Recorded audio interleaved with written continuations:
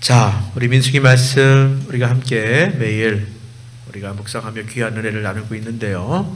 자, 오늘 우리 수요 오전 예배는 사실 민수기 16장부터 20장까지 우리가 다시 한번 우리가 쭉 한번 살펴보았으면 좋겠습니다. 우리가 함께 다 읽지는 못하지만 우리가 20장 마지막 부분 두 계절을 함께 읽고요. 우리 귀한 은혜를 나누는데, 자, 오늘도 한 인물을 한번 집중해 보도록 하겠습니다. 누구냐면 아론입니다. 아론. 그래서 제목을 그렇게 잡아봤어요. 상처 입은 치유자. 대개 목회자를 이렇게 부르는 분이 계시더라고요. 상처 입은 치유자다. 그래요. 아론, 저는 민수기 말씀을 묵상하면서 참 아론이야말로 상처 입은 치유자였구나. 그 아론이 오늘 우리가 읽은 그 두 계절, 자, 민수기 20장 28절 29절에 보니까 아론이 죽었습니다. 그래요. 출애굽 후 40년 5월 1일입니다. 아론의 나이 123세. 자, 출애굽기 33장 39절에 기록되어 있는데요. 자, 그 아론이 그의 나이 123세에 이제 가나안을 앞두고, 그렇죠? 광야 생활의 그 마지막 시간을 보내며 죽습니다. 아론은요, 다 알다시피 모세의 형입니다. 그렇죠?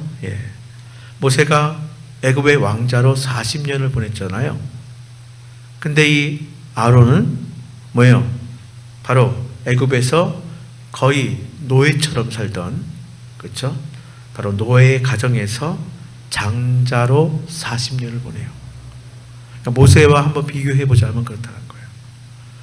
자, 모세가 광야로 도망가서 40년을 지내요. 왜 어려움이 없었겠어요, 모세에게. 근데 모세가 광야에서 40년을 지낼 때 아론은 이스라엘 자손의 지도자가 되어서 기쁨과 슬픔을 백성들과 함께 나누며 40년을 보냅니다. 자, 아론은 이제 하나님께 부름받은 모세를 이스라엘 장로들에게 소개하는 역할을 해요.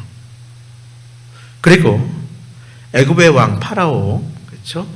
파라오 앞에서 하나님과 모세를 대언합니다. 그 역할을 아론이 해요. 모세가 출애굽 이후에 시내산에 오를 때에 아론은 모세와 동행하였습니다. 모세가 시내산에서 머무는 시간이 길어지자 어떤 일이 벌어졌습니까? 백성들이 이제 흔들리기 시작합니다. 모세가 시내산에 있는 시간이 길어지자 그 이스라엘 백성들을 다독거리면서 함께함도 아론의 몫이었어요. 자, 그러나 백성들의 원망과 불안함이 커지자 아론은 그 백성들을 달래기 위해서 하나님을 보여준다고 하면서 금송아지를 만드는 잘못을 범합니다. 물론 잘못했어요. 그러나 그 불평과 원망이 고조에 이르는 이스라엘 백성들, 그들을 잠잠하게 하려고 한 하나의 방편이었죠.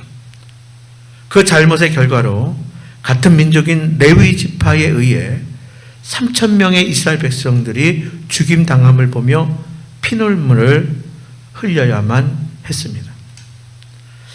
모세가 다시 시내산에 올라서 받은 율법에 따라 대제사장이 된 아론이에요.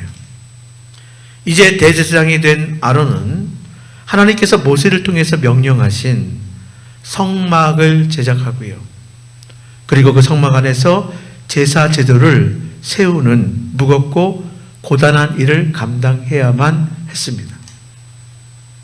하나님께 제사를 드리는 과정에서 초창기이기 때문에 미숙하고 또 교만한 두 아들로 인해 이 두 아들 나답과 아비후가 그 미숙함과 교만함으로 인하여 나답과 아비후가 죽는 고통도 견뎌만 했었습니다. 아론은 대제사장으로서 제사장들과 레위 지파 사람들을 지도하고 감독하였어요. 그리고 율법과 규례에서 정한 여러 규칙을 세우고 시행했습니다. 이 모든 일이 어디에서 이루어졌어요? 광야에서 이루어진 일이에요. 광야에서 수경지에 멈춰서 이제 텐트를 치고 수경을 할 때에 성막의 제사나 또 이제 하나님께서 가라 하셔서 광야를 이동할 때에 그 성막의 모든 기물을 옮기는 과정은 참으로 불편하고 고단했을 것입니다.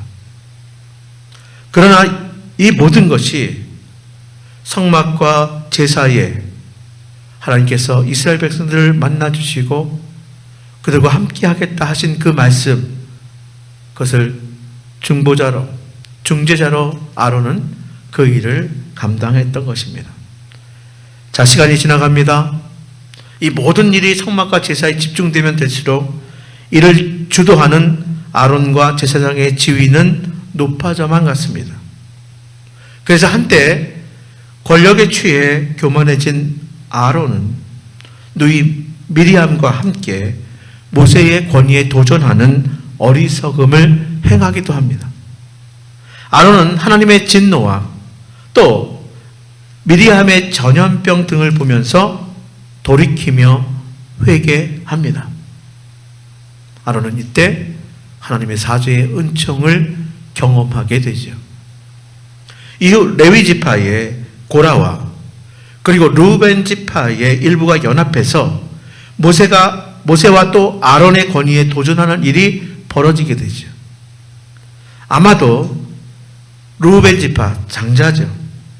르우벤 지파는 장자의 역할을 모세에게 빼앗겼다고 생각했을 것이에요. 또한 고라 일파는 자신도 레위 지파인데 왜 아론과 그의 자손만 제사장이 되는가 못마땅하게 여겼을 것이라 생각되어집니다. 이 고라와 르우벤 지파 사람들의 일부의 반역으로 인해서 고라 자손이 땅이 갈라져 죽었고요. 그리고 250명의 지도자가 불에 타 죽습니다. 이 모든 일을 아론은 지켜보아야만 했었을 거예요. 하나님의 심판이 있었음에도 이스라엘 자손은 여전히 모세와 아론을 원망했습니다. 이에 하나님은 이스라엘 백성에게 전염병을 내리셨고요. 그리고 14,700명이 죽임을 당했습니다. 14,700명이 전염병으로 죽임당해요. 실로 엄청난 숫자의 죽음이에요. 그러나 그나마 다행이죠. 출애굽 이후 이스라엘 자손의 원망과 불만은 끝이 없었어요. 그 결정적인 사건이 무엇이었습니까? 바로 이전에 가데스 바냐에서 바로 약속의 땅으로 보낸 12명의 정탐꾼, 그 보고 이후에 폭동이 일어났고 하나님의 실망과 후회와 분노가 시작되었습니다. 그 결과로 출애굽 이스라엘 백성들은 40년을 광야 생활을 해야만 했던 것이에요. 그러다가 그렇죠? 앞에 이야기한 그런 일들이 광야에서 있었던 거예요. 고라와 르우벤 일파의 반역도 생기고 반역한 지도자들이 심판을 받아 죽임당하는데도 말씀드린 것처럼 이스라엘 백성들의 원망과 불평은 끝나지 않았습니다. 어쩌면 그로 인해서 전염병으로 14,700명이 아니라 더 많은 사람이 죽었을 것이에요. 그런데 하나님의 심판으로 전염병으로 14,700명에서 그친 결정적인 사건과 인물이 있습니다. 이 죽음의 행렬을 대제사장 아론이 막아선 거예요. 모세의 명령을 받은 아론은 전염병이 창궐하는 사람들 사이로 들어가죠. 산 사람과 죽은 사람 사이에 선 아론. 하나님께서 바로 말씀하신 대로 하나님께 제사하던 그 향로에 불을 붙이고 서서 백성들을 위해서 속죄합니다. 근데 여러분, 대제사장이 시체 옆에 가까이 가는 것은 율법을 어기는 것이었어요. 아론은 산자와 죽은 자 사이에 섰어요. 아론은 제사장, 그것도 대제사장임에도 불구하고 사람들을 살리기 위해 자신의 모든 것을 던져 하나님께 기도한 것입니다. 아론은 모세의 권위에 도전했을 때 하나님의 용서를 이미 이전에 경험했어요. 그 죄악의 흔적과 용서의 은혜를 가지고 상처 입은 치유자로 백성들을 살린 것입니다. 우리는 아론에게서 누구를 엿볼 수 있습니까? 바로 우리의 구원자 되신 예수 그리스도의 모습을 엿볼 수가 있습니다. 하나님이시면서 친히 하나님의 아들이 우리를 살리기 위해서 인간의 몸을 입고 이 땅에 성육신 하셨습니다. 죄로 인해 죽을 수밖에 없고 죽음 이후에 영원한 심판, 형벌 가운데 들어갈 수밖에 없는 저희들을 구원하시기 위해서 바로 산자와 죽은 자의 선 아론과 같이 이 땅에 오셨고 우리를 대신해서 대속의 제물로 십자가에서 죽임 당하신 것입니다. 예수님 역시 우리를 살리시기 위해서 바로 우리의 구원자로 우리의 주인 되시는 바로 예수님이 이 땅에 오셔서 그 구원의 사역을 완성하신 것입니다. 하나님은 이제 공개적으로 아론을 높이시는데 아론의 지팡이에 싹이 돋게 하셨어요. 아론의 지팡이에서 싹이 돋아요. 줄기가 자랍니다. 열매가 맺힙니다. 이 아론의 지팡이를 이제 영원히 기념하게 하기 위해서 언약궤에 보관하게 하죠. 우리가 잘 아는 법궤, 그것은 뭐요? 시내산에서 받은 십계명, 그 돌판. 자, 그게 들어가 있을 때 우리가 법궤라고 이야기하죠. 그 법궤, 언약궤, 그렇죠? 바로 그 안에 아론의 지팡이가 들어간 거예요. 자, 아론의 지팡이를 언약궤에 두어 이제 제사장, 대제사장으로서의 그 권위를 하나님께서 세워 주신 것입니다. 사랑하는 성도 여러분, 오늘 우리는 이제 민수기 말씀을 어떻게 보면 아론을 통해서 한번 쭉 살펴보았습니다. 전 다른 것이 아닙니다. 오늘 좀 말씀을 좀 일찍 마치려고 해요. 여러분, 자리가 바로 권위가 아닌 것임을 기억할 수 있기를 바랍니다. 아론도요, 누이 미리암과 같이 모세를 시기하고 그 권위를 도전한 적도 있었습니다. 뿐만이 아니라 고라와 르우벤 지파 일부는 모세와 아론의 바로 그 권위와 그 자리를 바로 시기하고 그리고 도전했던 적도 있습니다. 이것이 바로 우리의 한계요, 인간의 연약함이라고 할 수 있습니다.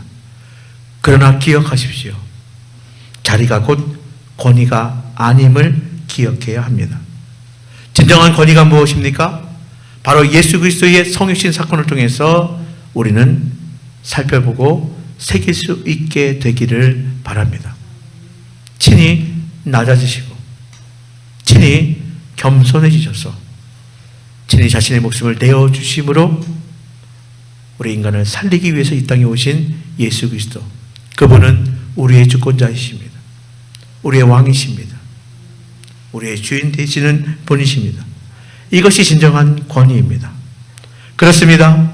산자와 죽은 자 사이에서 중보자로 생명을 살렸던 아론, 죽은 나무 지팡이에서 생명의 싹을 돋아나게 하는 생명의 권위, 이것이 진정한 권위입니다. 하나님께서는 이 아론의 일생을 통해서 하나님이 아론을 선택하시고 부르실 뿐만이 아니라 그에게 준 그 사명을 감당할 수 있는 적절한 은혜로 함께해 주셨습니다.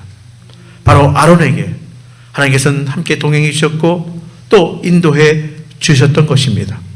그리고 하나님께서는 마침내 그를 통하여 하나님의 귀한 일들을 잘 감당할 뿐만이 아니라 하나님께서 그 아론을 높이 세워 주신 것입니다. 권위는 생명의 권위가 진짜 권위입니다. 바로 아론이 전염병으로 죽어가는 그 이스라엘 백성들, 산자와 죽은 자 사이에 서서 중보자로 하나님께 간절히 기도했던 그 모습이 권위자의 모습입니다.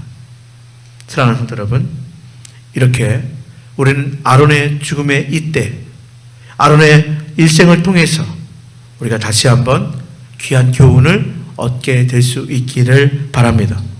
이렇게 죄악을 통해 용서를 배우고 상처 입은 자로 치유자와 살리는 자로 자신에게 주어진 직무에 최선을 다해 살았던 아론이 죽었습니다. 오늘 본문의 말씀에 보니 이렇게 수고한 아론의 죽음을 이스라엘 백성들은 30일을 슬퍼하며 그를 기억하며 장례했습니다. 우리 마지막 절만 함께 봉독해 봅니다. 29절 말씀입니다. 시작. 온 회중 곧 이스라엘 온 족속이 아론이 죽은 것을 보고 그를 위하여 30일 동안 애곡하였더라. 아멘. 아멘. 여러분, 오늘 말씀 붙들고 우리 함께 기도하며 나가기를 원합니다. 십자가의 그 사랑, 우리도 상처 입은 치유자로 살아갈 수 있도록 우리가 말씀 붙들고 기도하며 나갈 수 있게 되기를 바랍니다.